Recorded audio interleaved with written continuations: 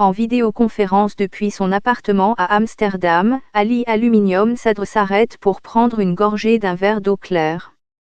Avant de quitter l'Irak, je me battais chaque jour pour trouver de l'eau potable. 3 ans plus tôt, Aluminium Sadr s'était joint aux manifestations dans les rues de sa ville natale de Bassora, exigeant que les autorités s'attaquent à la crise croissante de l'eau dans la ville. Avant la guerre, Bassora était un endroit magnifique, ajoute le docker de 29 ans. Il nous appelait la Venise de l'Orient. Bordée d'un côté par la rivière Chat Aluminium arabe, la ville est enchevêtrée par un réseau de canaux d'eau douce. Mais au moment où je suis parti, il pompait des eaux usées brutes dans les cours d'eau. Nous ne pouvions pas nous laver, l'odeur de la rivière m'a donné des migraines et, quand je suis finalement tombé malade, j'ai passé 4 jours au lit. À l'été 2018, de l'eau contaminée a envoyé 120 000 basserans dans les hôpitaux de la ville et, lorsque la police a ouvert le feu sur ceux qui protestaient, Aluminium Sadr a eu la chance de s'échapper. En un mois, j'ai fait mes valises et je suis parti pour l'Europe, dit-il. Partout dans le monde, des histoires comme celle d'Aluminium Sadr deviennent beaucoup trop courantes. Près d'un quart de la population mondiale est désormais confrontée à une grave pénurie d'eau au moins un mois par an et comme dans le cas d'Aluminium Sadr, cela pousse beaucoup de gens à chercher une vie plus sûre dans d'autres pays. S'il n'y a pas d'eau, les gens vont commencer à se déplacer, explique Kitty van der Heijden, responsable de la coopération internationale au ministère néerlandais des Affaires étrangères et experte en hydropolitique. La pénurie d'eau touche environ 40% de la population mondiale et, selon les prévisions des Nations Unies et de la Banque mondiale, la sécheresse pourrait mettre jusqu'à 700 millions de personnes en danger de déplacement d'ici 2030. Des personnes comme Van der Heijden s'inquiètent de ce qu'est à quoi cela pourrait mener. S'il n'y a pas d'eau, les politiciens vont essayer de mettre la main dessus et ils pourraient commencer à se battre pour ça, dit-elle. Au cours du XXe siècle, l'utilisation mondiale de l'eau a augmenté davantage que le taux d'augmentation de la population. Aujourd'hui, cette dissonance conduit de nombreuses villes de Rome au Cap, de Chennai à Lima à rationner l'eau. Les crises de l'eau ont été classées dans le top 5 de la liste des risques mondiaux par impact du Forum économique mondial presque chaque année depuis 2012.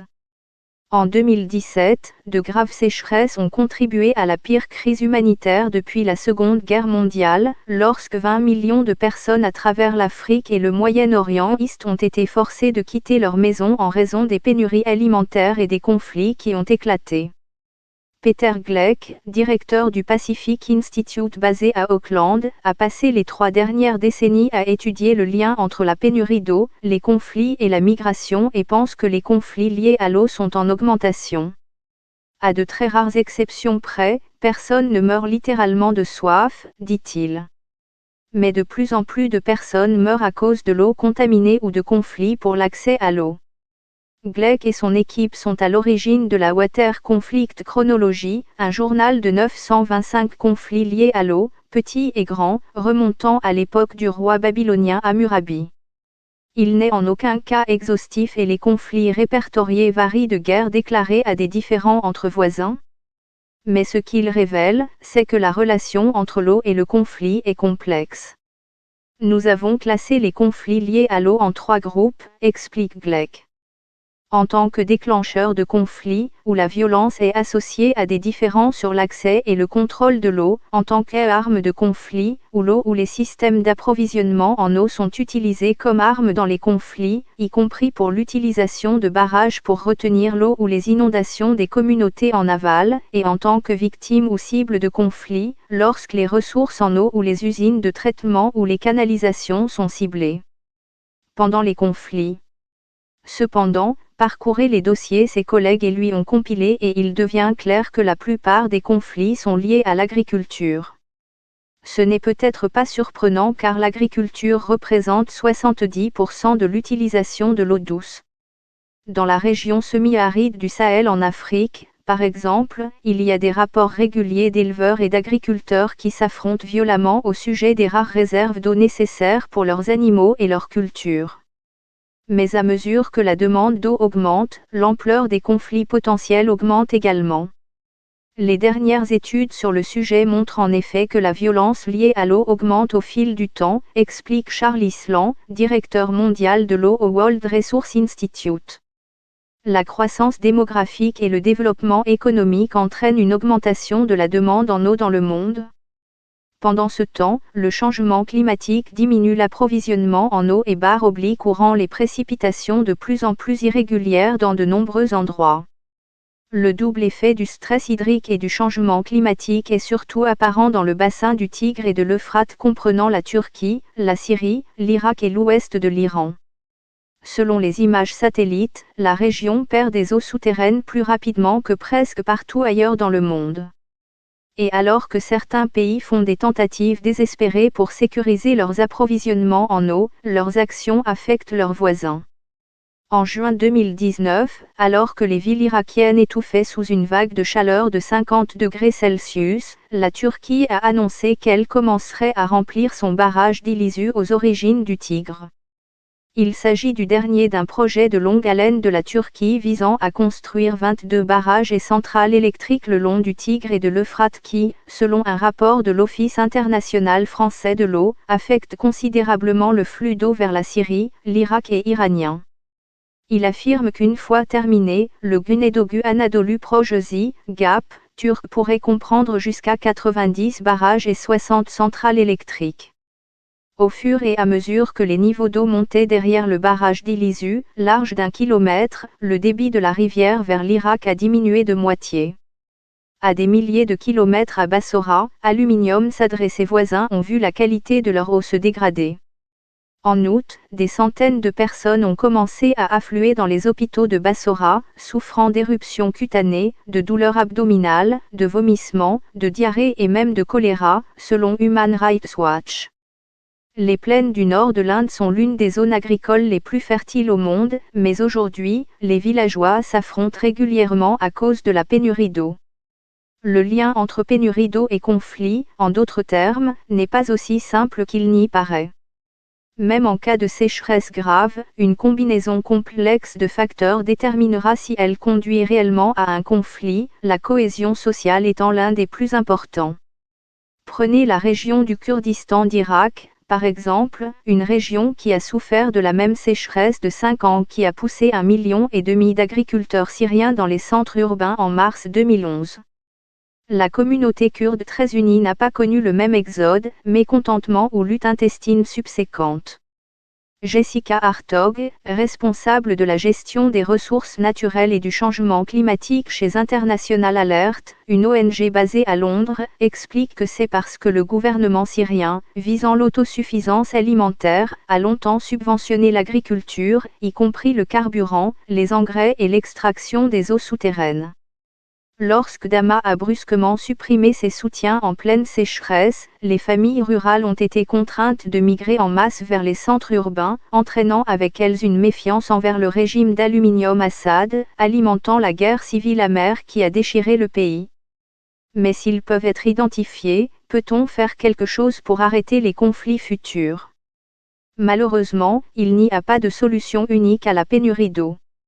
Dans de nombreux pays, le simple fait de réduire les pertes et les fuites pourrait faire une énorme différence. L'Irak perd jusqu'à 2/3 de l'eau traitée en raison des infrastructures endommagées.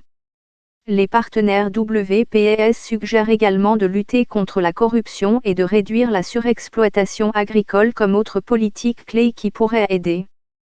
L'Islande suggère même d'augmenter le prix de l'eau pour refléter le coût de sa prestation dans de nombreuses régions du monde. Les humains se sont habitués à ce que l'eau soit une ressource bon marché et abondante plutôt que quelque chose à chérir. Beaucoup peut également être fait en libérant plus d'eau pour une utilisation grâce à des techniques telles que le dessalement de l'eau de mer. L'Arabie saoudite couvre actuellement 50% de ses besoins en eau grâce à ce processus. Le recyclage gris, ou eau usée, peut également offrir une alternative peu coûteuse et facile à mettre en œuvre, qui peut aider les communautés agricoles touchées par la sécheresse. Une évaluation du dessalement mondial et du traitement des eaux usées a prédit qu'une capacité accrue de ces derniers pourrait réduire la proportion de la population mondiale en situation de grave pénurie d'eau de 40% à 14%. Au niveau international, la construction de barrages à grande échelle par les pays en amont est susceptible d'augmenter le risque de différend avec ceux qui dépendent des rivières pour une grande partie de leur approvisionnement en eau plus en aval. Mais Suzanne Schmeyer, professeure agrégée de droit et de diplomatie de l'eau à LH Delft aux Pays-Bas, affirme que les conflits co-riverains sont plus faciles à repérer et moins susceptibles de dégénérer. Les conflits locaux sont beaucoup plus difficiles à contrôler et ont tendance à s'intensifier rapidement. Une différence principale par rapport au niveau transfrontalier, où les relations entre les États limitent souvent l'escalade des conflits liés à l'eau, dit-elle. Partout dans le monde, il existe de nombreux exemples où les tensions sont élevées. Le conflit de la mer d'Aral comprenant le Kazakhstan, l'Ouzbékistan, le Turkménistan, le Hadjikistan et le Kirghizistan, le conflit du Jourdain entre les États levantins, le conflit du Mécogne entre la Chine et ses voisins d'Asie du Sud-Est. Aucun n'a encore dégénéré en conflit. Mais Schmeyer pointe également vers un différend qui montre des signes inquiétants. L'Égypte, le Soudan et l'Éthiopie dépendent tous de l'afflux du Nil bleu et ont longtemps échangé des coups politiques sur le projet en amont du grand barrage de la Renaissance éthiopienne, GERD, un barrage construit à 5 milliards de dollars, 3,6 milliards de livres sterling, et 3 fois la taille du lac Tana du pays. Lorsque le gouvernement éthiopien a annoncé son intention d'aller de l'avant malgré tout, l'Égypte et le Soudan ont organisé un exercice de guerre conjoint en mai de cette année, ostensiblement appelé Gardien du Nil. Il présente peut-être le risque le plus élevé de se transformer en guerre de l'eau de tous les différends du paysage politique actuel, mais il existe plusieurs autres points chauds dans le monde.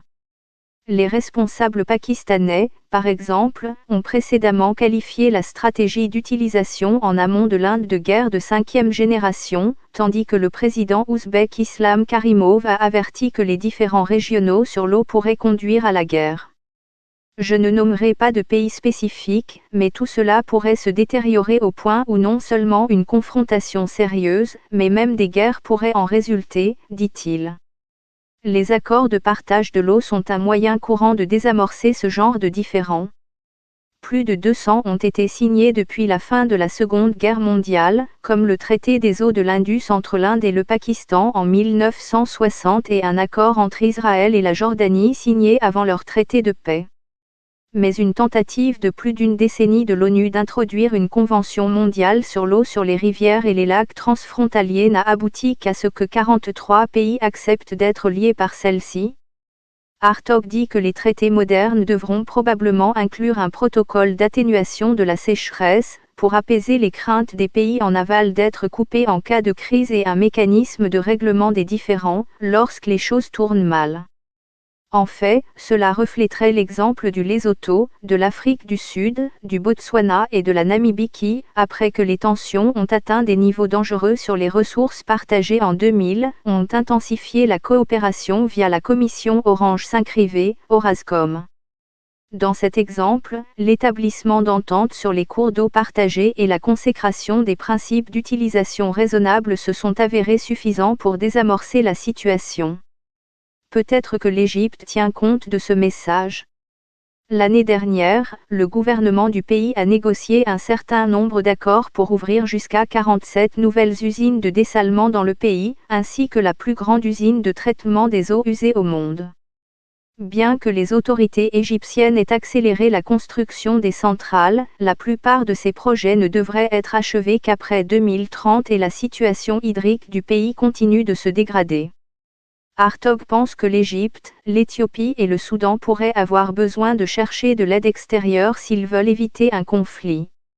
Il semble peu probable que les trois pays trouvent eux-mêmes un accord et les efforts diplomatiques internationaux doivent être intensifiés pour éviter une escalade, dit-elle, ajoutant que la pression monte sur le gouvernement de plus en plus isolationniste d'Addis Abeba.